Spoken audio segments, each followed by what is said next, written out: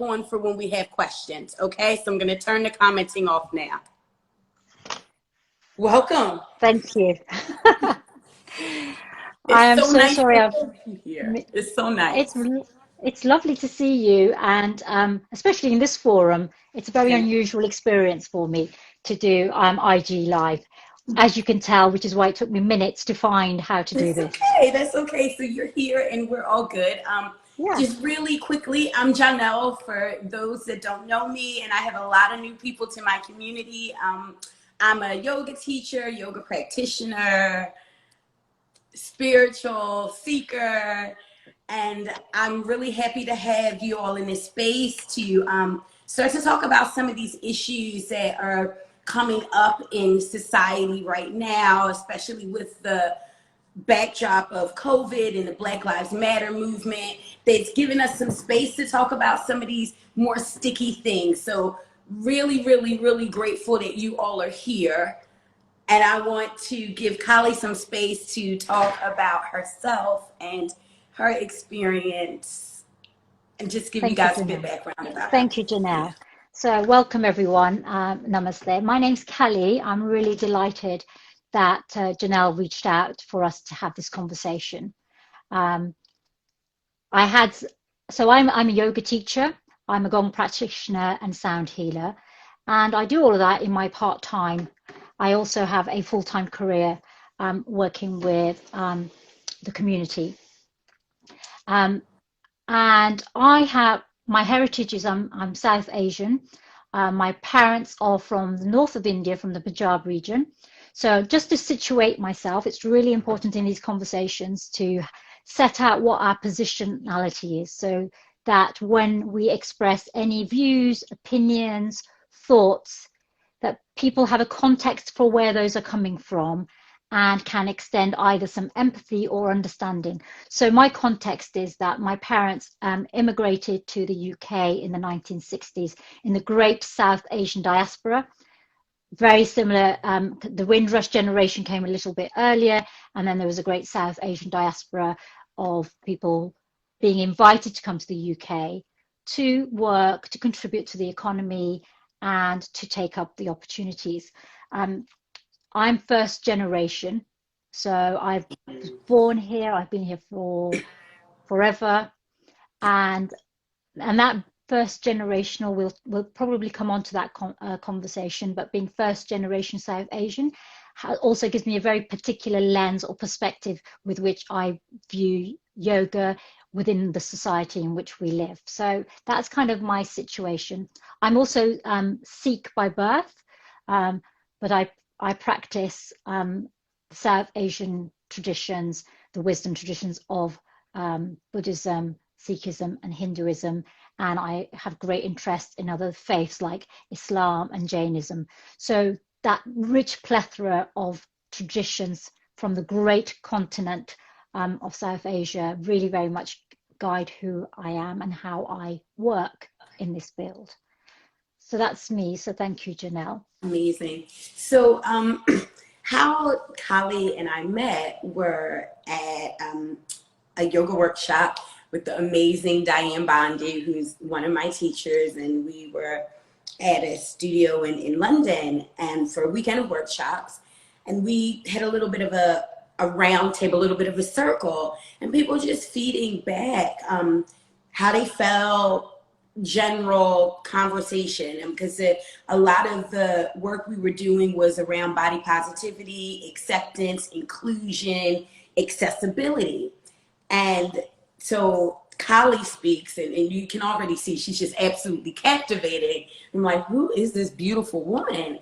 And she expressed how unwelcome and uncomfortable she felt in this space. And I had a kind of WTF moment, like, yo, she's Indian. Like, this is her shit. This is her stuff. And she feels unwelcome, unseen, unheard. Houston, we have a problem again. Yeah. And to hear it articulated so plainly and beautifully, it set a thought process in me about what is going on with modern yoga, where the voices, the place, the people whose heritage they grow up with this practice that is in their blood and their in DNA, they feel unwelcome and unheard and unseen in yoga spaces. So I want to set that out, and that's why I felt like we needed to have a conversation about this, because from my comments, Kallie isn't the only one. And I've heard, other things, other podcasts around a lot of, South Asian people just feeling disenfranchised from their cultural heritage. So, Kallie, please. Yeah, I think this conversation is, I mean, the subject matter is so rich in terms of how this conversation can flow. But initially, although I've been practicing yoga since I was a teenager, and I come from a very spiritual home, so where my parents pray, meditate, and practice Ayurvedic science in terms of how we live our lives. I didn't actually start practicing yoga until I was much older, in my teens, and then I did it for some years, mainly because I wanted to look good. I wanted to be healthy. I wanted to lose a little bit of weight. That sort of teenage ego about I just want to look good and feel good. Well, it worked and it helped. And then I sort of drifted away, because then I spent much of my 20s trying to fit in. So all the way through your childhood, through schooling, through university, you aspire to conform to what the norm is. So you try and fit in. Now, I have memories, very difficult and traumatic memories of experiencing racism growing up. I grew up in Smethwick in the West Midlands in Birmingham, for those who are UK based. Now, in the 1960s, after Enoch Powell made his Rivers of Blood speech about Black people, about Asians coming to this country, and that this country in England would be overrun by people of colour, and the streets would flow with blood. And that kind of very racist rhetoric was something in which my parents first arrived in the UK and into which I was born. I grew up on a street, Marshall Street. And the reason I think I've become I've become an anti-racist and a social justice activist and a lawyer by training is that my street was visited by Malcolm X. So while he was on his European tour, just after the race riots here in the UK in the Midlands, and Smethwick was the scene of those race riots, he came to Marshall Street, the street on which I grew up. I have a photograph on my wall. Oh, and wow. So for me, race has always been something that I've been very tuned into. The way that it impacts on me, the way that it impacts on my family, the way it impacts on my community. So I've always been really sensitive to the issue of systemic racism. I wasn't able to verbalize it. For many years, I didn't understand what I was a part of. We've all been socialized into race. Yeah. And so for me, although I had racism and experienced racism in my childhood, there was a period in my life where I conformed, so I acclimatized, and I became very white. So the closer I got to whiteness, the more I fitted in, the easier my life was, the easier my progression was, the less controversial my friendships and relationships were.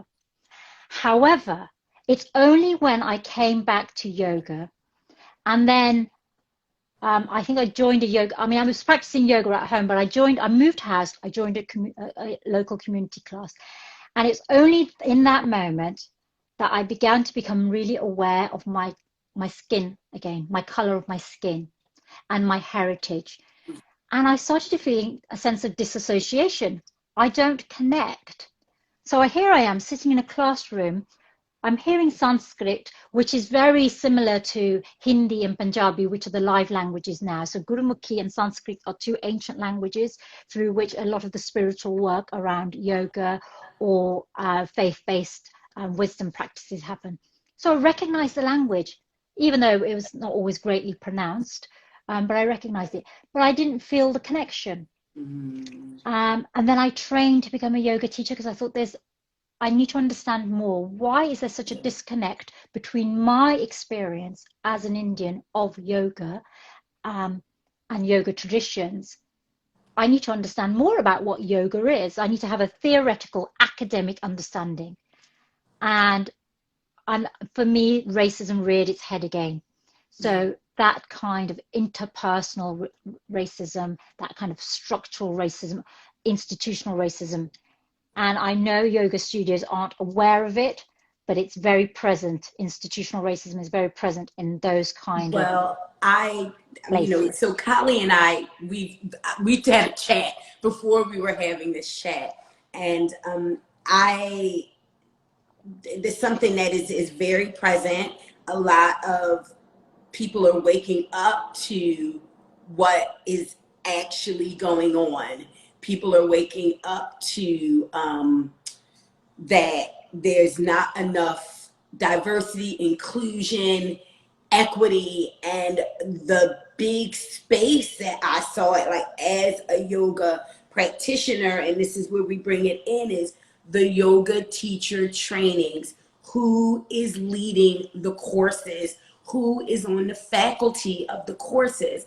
And I look around, and this is, I know people, I can only say this plainly, and plenty of Indian folks in London, plenty of them, plenty of Indian people in London. But when these teacher trainings, they're nowhere. They're not leading the courses. They're not on the faculty. They're not, being asked to contribute in any way. And for me, I have to think that that is part of the reason why you would have felt a disconnect in the room with the teacher, because these transmissions just aren't happening. And that's my experience of it. And they're not happening because they're being delivered through a filter. So the teachings are being filtered and diluted, and the way that they're being delivered isn't necessarily the kind of, there's a sense of cognitive dissonance, because there's, however hard yoga teachers who are white try to deliver spirituality through yoga, there is a sense of, if you are born into a particular wisdom tradition or a faith-informed tradition, which yoga is, and there's a plethora of religions that inform yoga. It's not Hinduism, it's a plethora of religions. That there is something about the way that you have your world view around religion or faith or yoga that informs what you take from it. So things like what yoga means, the definition of yoga, that sense of, we all know what, every teacher will tell you, it means union, it's yurj, it means union. And it does mean union to yoga. But yoga isn't just about union, it's about liberation. Now, those two key things are the purpose, the key component of why we practice yoga.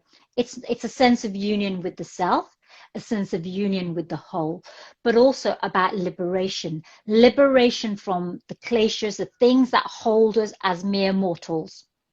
And those things, and part of that process is racism. It's about colonialism and the impact of colonialism. It's about the impact on about slavery on people, on Black people and people of color. So these big systems, we have to be liberated as individuals for our soul to be liberated, but also we have to liberate ourselves from these systems, and we have to liberate our fellow, yogis, our fellow Absolutely. mankind, our sisters, our brothers.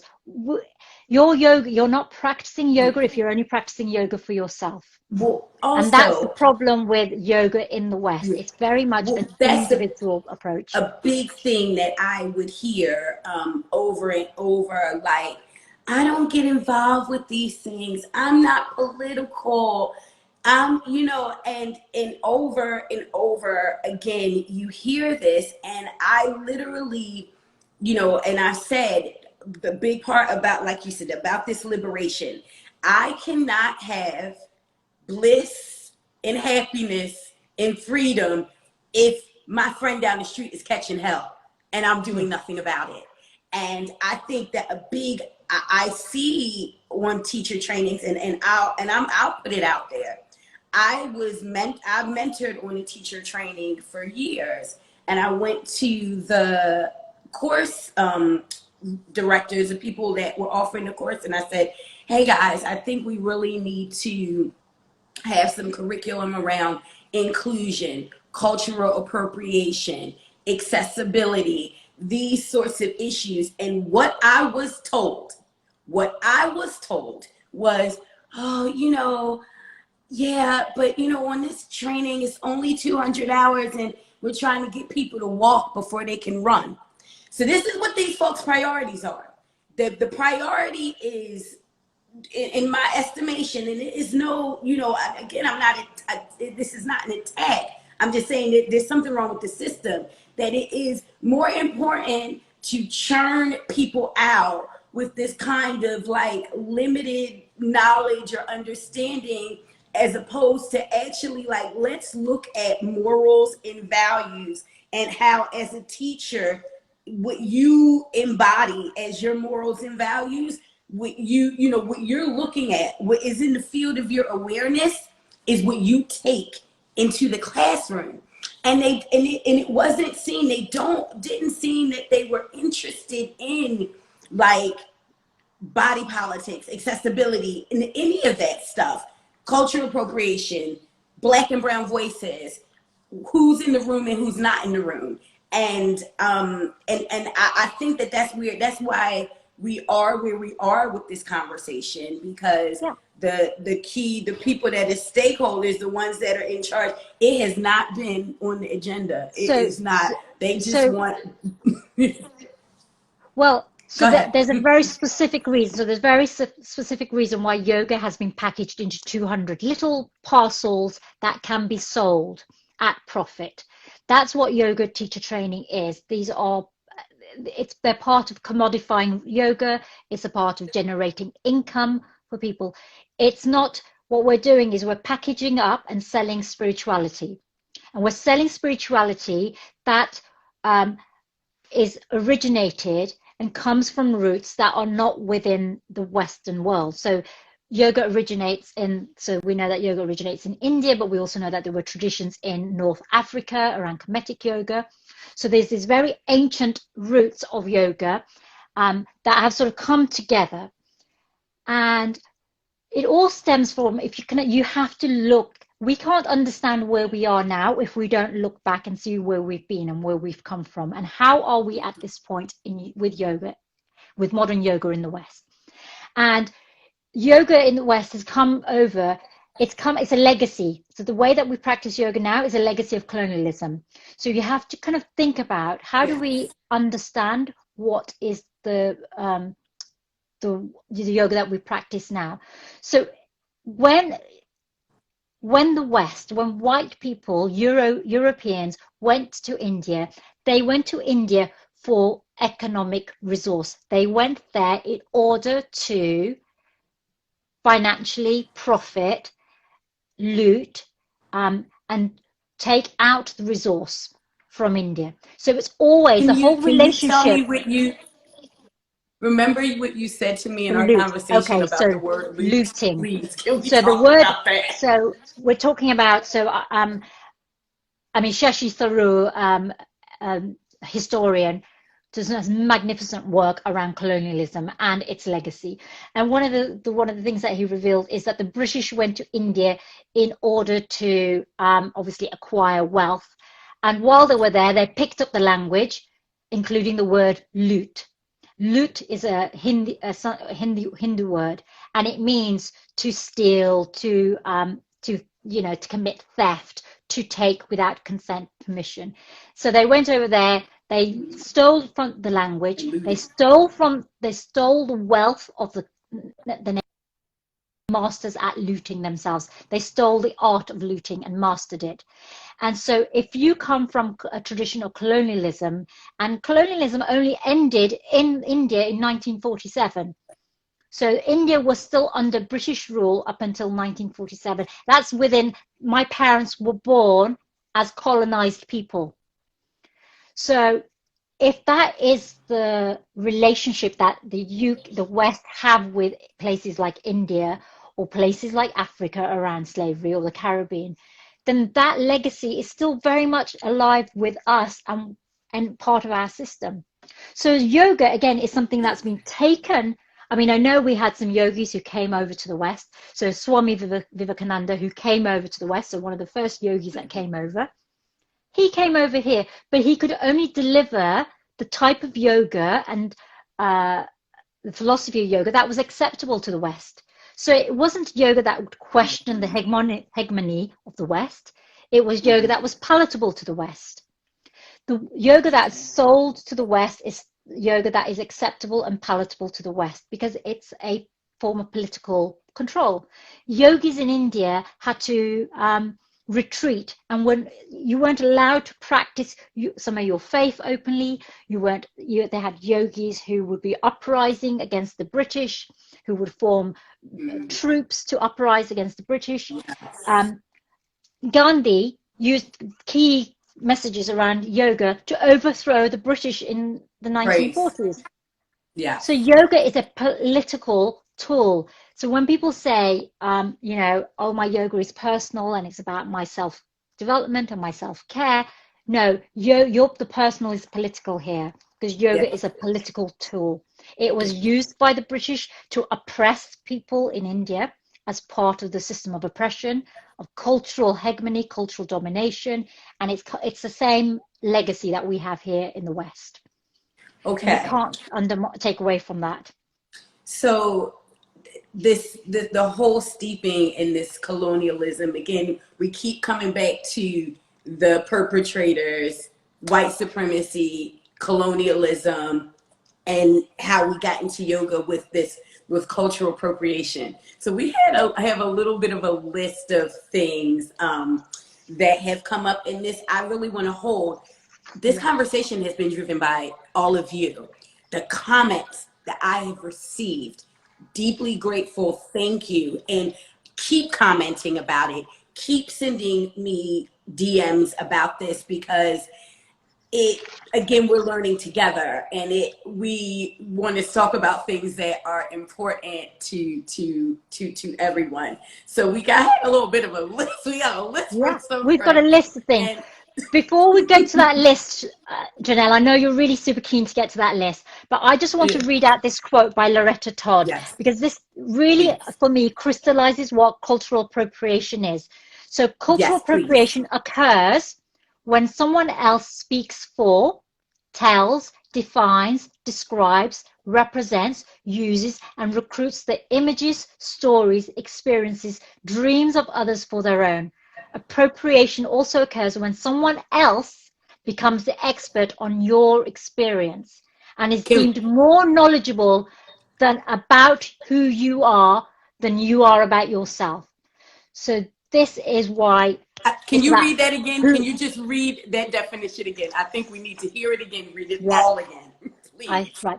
So cultural appropriation occurs when someone else speaks for, tells, defines, describes, represents, uses, or recruits the images, stories, experiences, dreams of others for their own.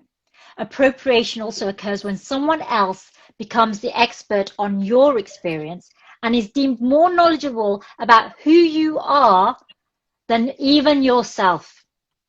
And that for me, so that's beautifully phrased by Loretta Todd. And that is why, Jonelle, I was not comfortable when I sometimes walk into white yoga spaces, because my experience is that someone else is telling me about who I am, what I should think about, how I should express myself, what are my priorities. It's very much about being told what the wonderful Nadia Jilani used the phrase yoga-splaining.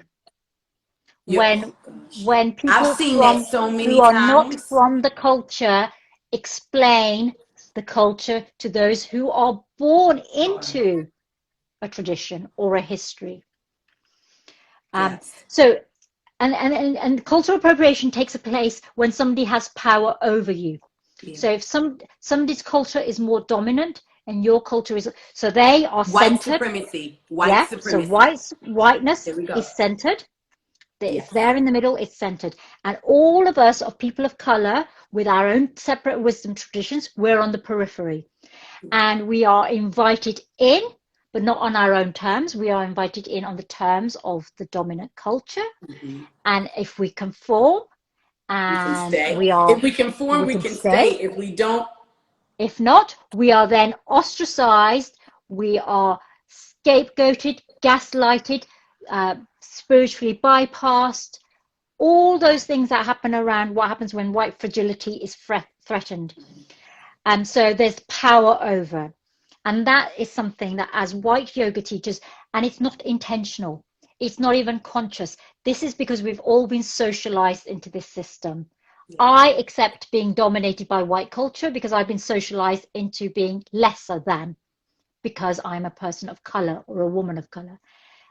And when I develop education, so when I do svadhyaya, and when I apply critical thinking skills like vichara, then I can look at my own behavior and my own implicit bias, my own colonized mind.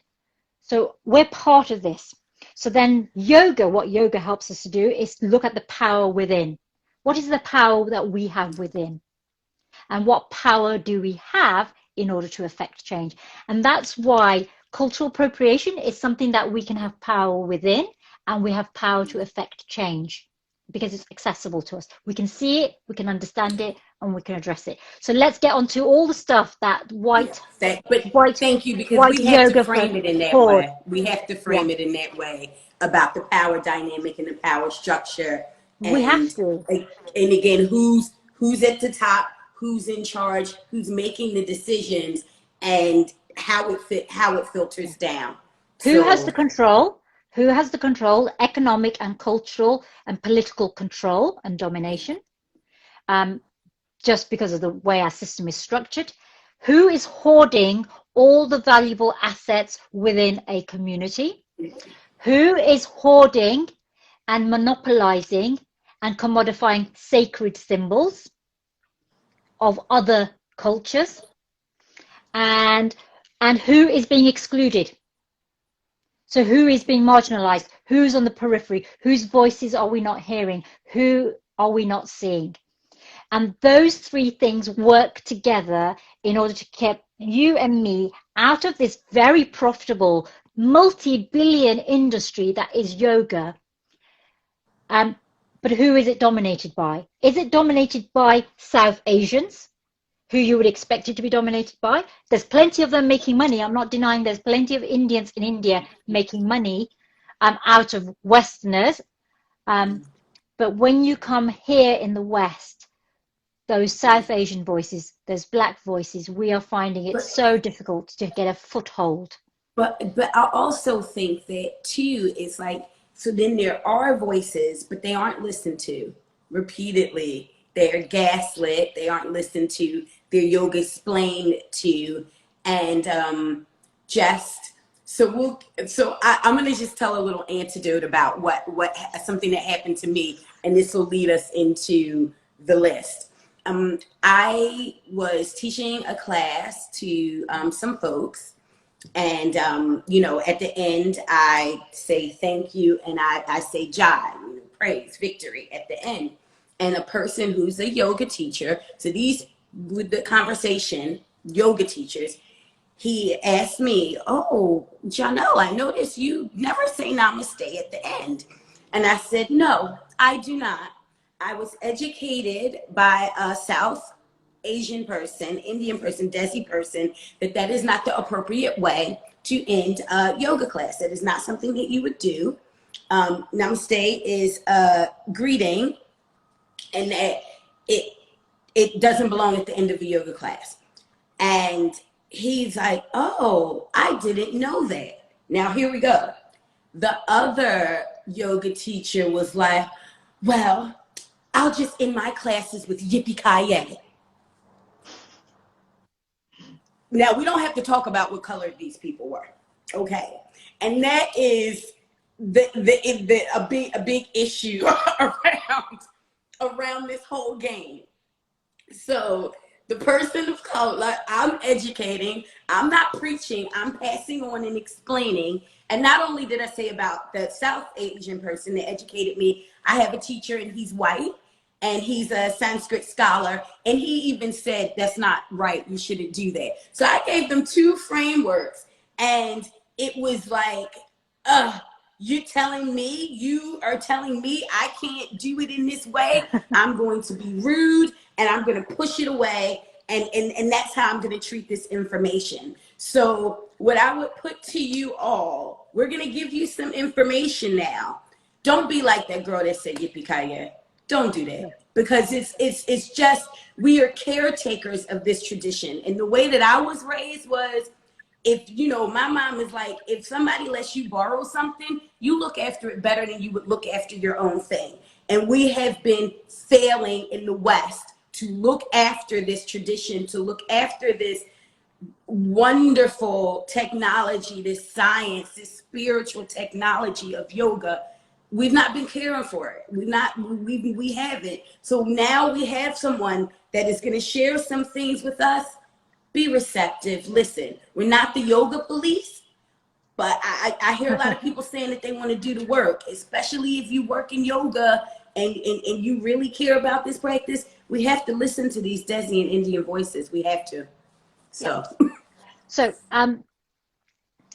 so I am one Indian voice, yeah. and there are a billion Indians at least. So we are a very diverse group. So India, pre-partition India, pre-colonial India and pre-partition India, it was a very large place with lots of kingdoms. So lots of different languages, dialects, religions, traditions, all kinds of practices. So namaste, it's a pretty old word. So it's been, it was in the Vedas. So, and it means I bow to you. So there's a very simple meaning, I bow to you. It's a way of honoring.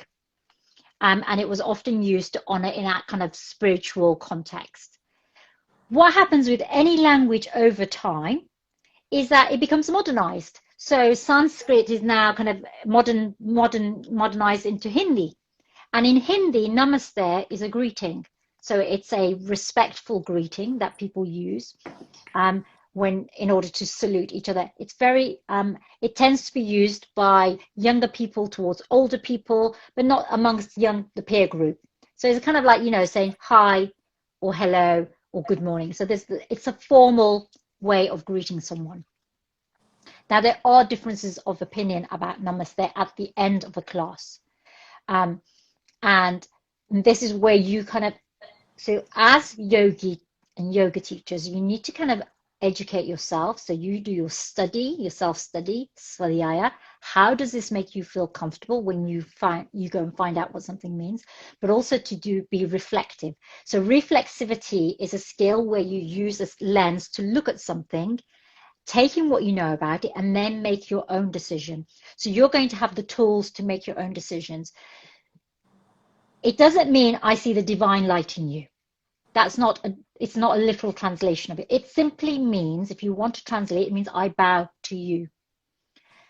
Some people, so the only people who really use it in that kind of sense to say goodbye are people perhaps who are more mature, who are perhaps, so if I was to meet an elder who I had a great deal of respect for, perhaps my guru or a grandparent, then I might say namaste in a way to say, I bow to you, and before I leave and say goodbye.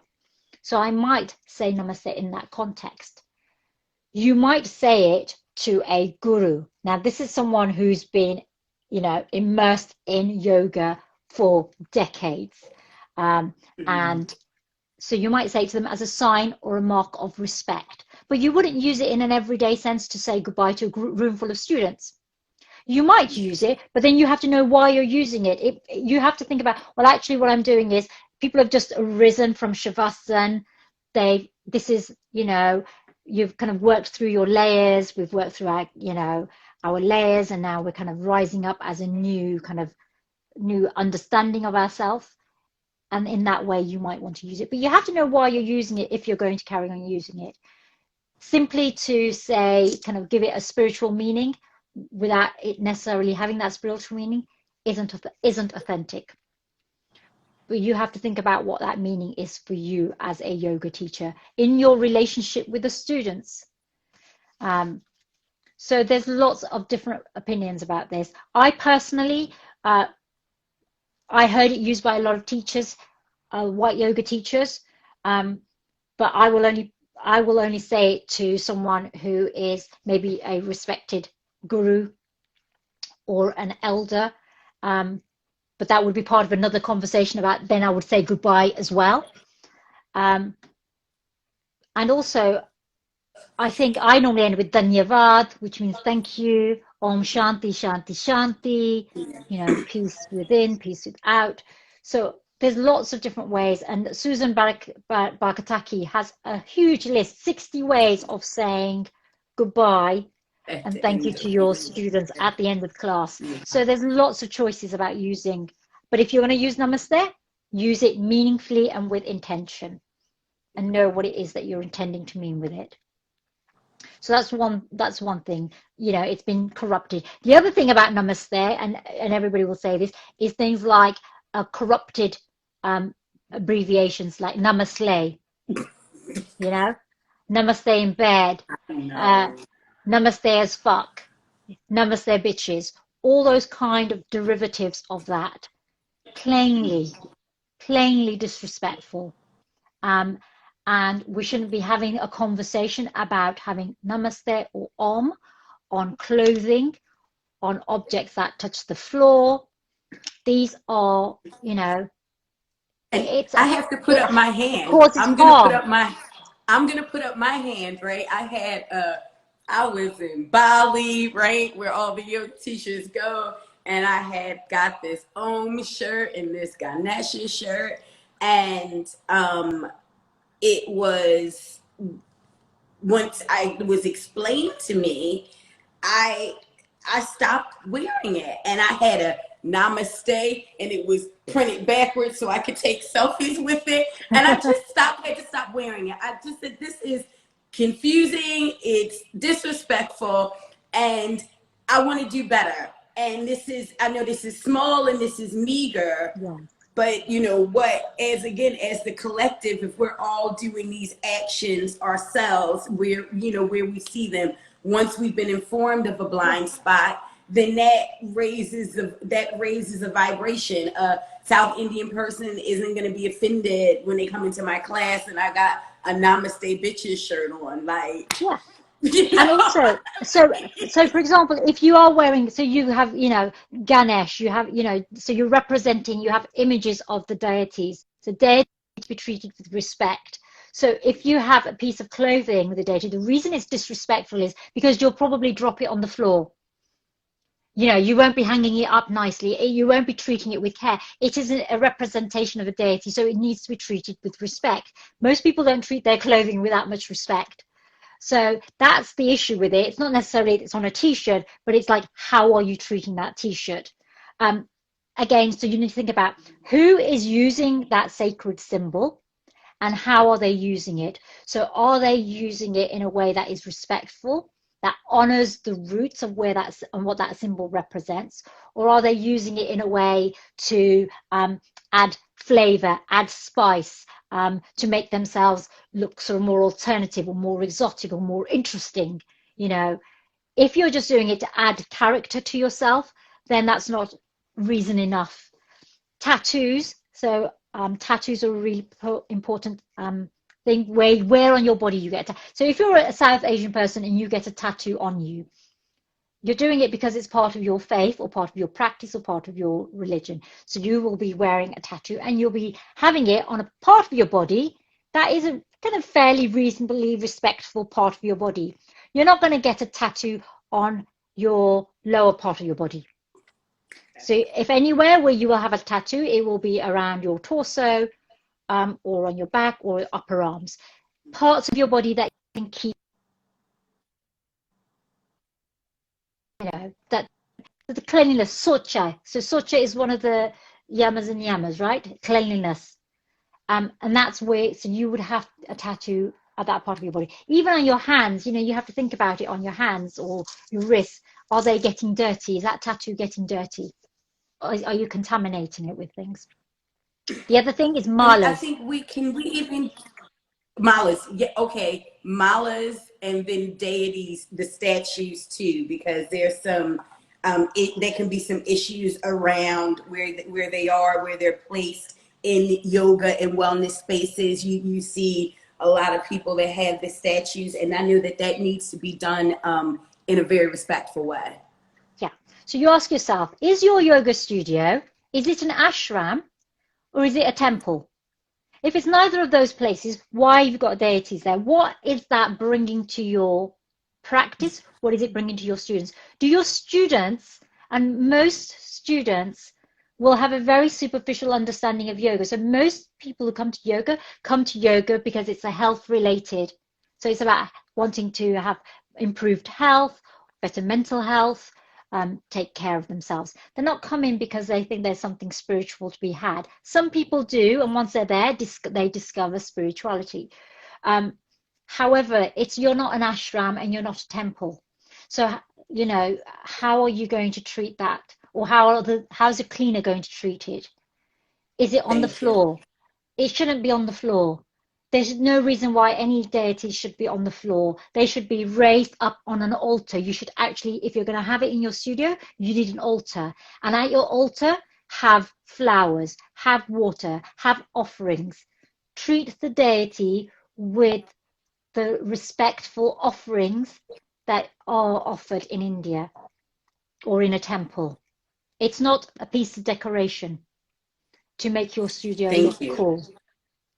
And now, Um, we can talk about malas, and, about the decorations. and also, don't have your deities where people are taking off their shoes, or where they're putting their shoes, or where the yoga mats are. Because again, anything that's down towards the earth, the feet, is, you know, psychologically, but also philosophically less respectful.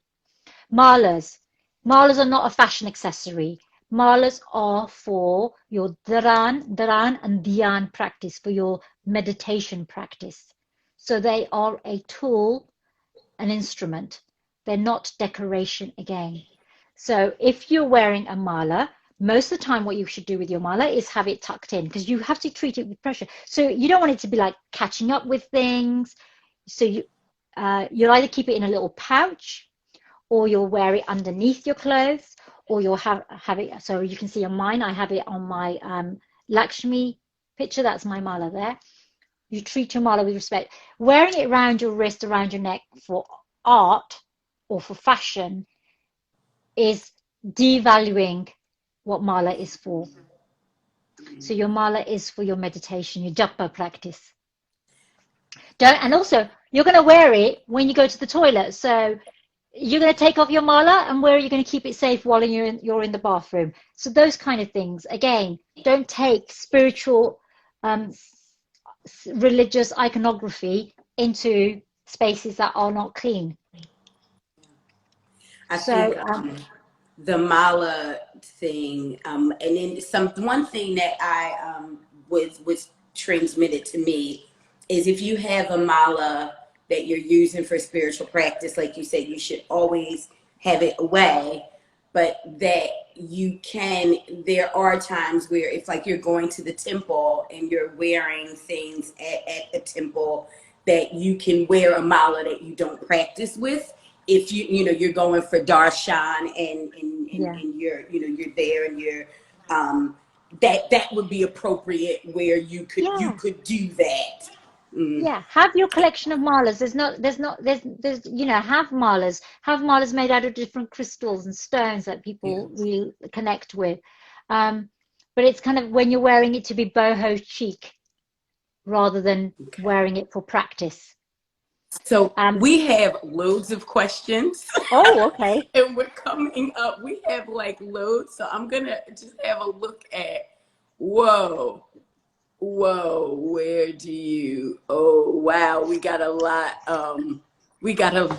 Could you give some, oh wait, here we go. Could you also give some views on various yoga fads, such as goat yoga, beer yoga, and wine yoga? That's where we go. Here you go. Right. Okay. So Your personal definition, so your personal definition of yoga, what yoga means to you personally and how you practice it, go for it. As long as you're doing it in the privacy of your own home. The moment you take that yoga into a public space where you can cause harm to others, then you need to be mindful about that harm that you're causing. So having ahimsa. So if your satya and your truth is like, oh, I want to drink and do yoga, I don't know how that's going to bring you closer to the divine, or how it's, but you know what, in your own home, go for it. But the moment you start having conversations with others, the moment you start interacting in a public space, then you are going to cause harm. And the moment you start packaging it and selling it, you are definitely going to be up for some, well-placed criticism. Okay, so let's see if we can get to another question. We talked about that. We talked about While tattoos. you're looking at questions, Um, can I just talk about how the beauty ideals and the body aesthetics of yes. modern yoga are causing harm to not only people of color who don't fit the body aesthetic of skinny, white, able-bodied, cisgendered women who practice yoga in the West. So the body image, the branding of yoga needs to be more diverse, more inclusive, more accessible. You know, as women of color, we can't, when we walk into a space and we don't see ourselves being represented, we think we can't do yoga. We think yoga isn't for us because the focus is so much on physical asana, on physical practice. If we can broaden and honor yoga in its fullness, whether you can go for the 5, 6, or 8 limbed variation, then you immediately give access to more people. And tokenism, Absolutely. don't tokenism. Now is a real time, which is where you're going to get a lot of token people, so kind of stepping into this space and suddenly becoming really aware, but it needs to be based on real relationships and real understanding of systemic racism, of the legacy of colonialism, of the impact of slavery, in order to really effect change at a foundational and structural level. Tokens aren't going to be enough. So getting suddenly, Well, also, I think also it goes back to when we look at the high structures, if at the top people haven't done anti-racism training, if the management hasn't done anti-racism training, if we don't have managers that are black and brown, when you bring people into these spaces, it won't be a hospitable space. no, So this is the real fight that I'm fighting with people, is like, it has to be a top down approach. You yeah, can't ask me to, because I'm getting all sorts of mess from people. You can't ask me to come into this space. What have you done to make this space hospitable for me and hospitable for others? And that yeah. is just the truth. We have to create those spaces. We have to be part, so we are all part of the problem and we are all part of the solution. So we cannot have this white savior where they suddenly think, okay, we'll get on a couple of black or Asian, South Asian teachers, and we now suddenly have created an inclusive space.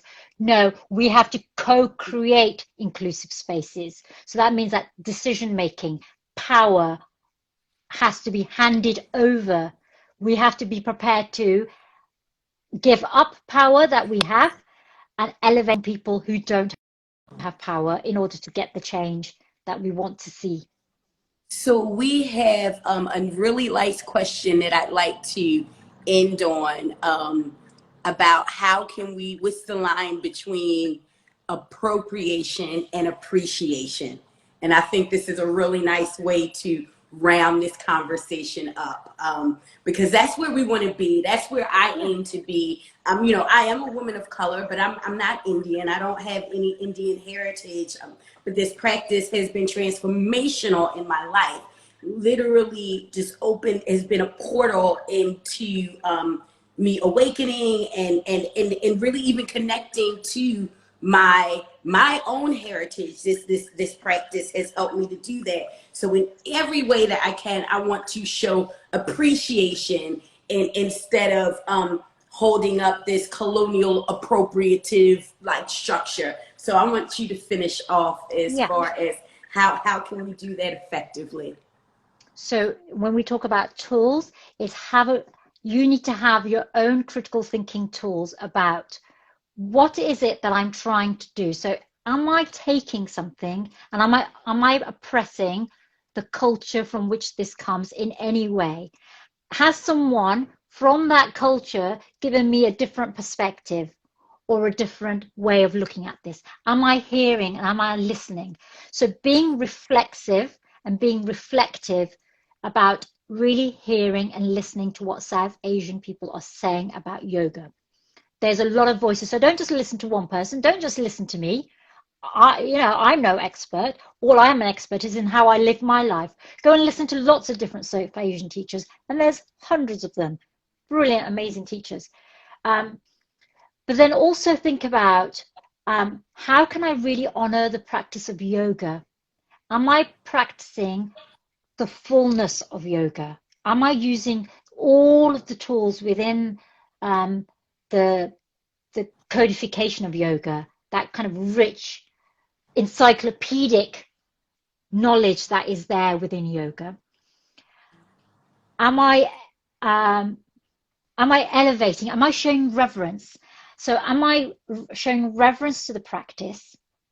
Am I being mindful and respectful about how I use different aspects of the practice? And I think in that way, if you start kind of reaching out and kind of exploring more of yoga than the asana practice, if you Yes. start thinking about the iconography that's associated with yoga and how you use it and for what purpose you use it, and then you start come from a place of reverence and respect and gratitude, then you will begin to make decisions that elevate, that honor, rather than decisions unintentionally that cause harm or hurt. So really kind of drop into your own anahat, drop into your heart space. Well, Kallie, I want to thank you for spending this time with me, with us. Kallie is an amazing teacher. She's on Instagram. She has a website. Reach out to her. I know she's going to be putting together an immersion around how you can honor yoga's roots. So a South Indian woman that we can learn from so we can be in these spaces and not cause harm. So I want to thank you so much for coming. I want to thank everybody who's tuned in. I'll be back again next Thursday with Dr. Stacey Graham, the founder of Oya Retreats, and she'll be talking about how we can start to structurally change studios and spaces and companies, this exercise of inclusion and belonging. So we're going on a little bit of a journey, and I'm deeply, deeply grateful for you, Kallie. Thank you so much. Yeah. Dhanyavad to you. And Okay. Om Shanti, Shanti, Shanti. Yes. Peace for everyone. Thank you all. Okay, so I'm gonna make sure I get this up on IGTV, and I love you deeply, sister. I love you too. I love you, beautiful, Take beautiful care. friend. Bye, everybody. Bye, everyone. Thank you for tuning in. Bye. Dhanyavad, Dhanyavad.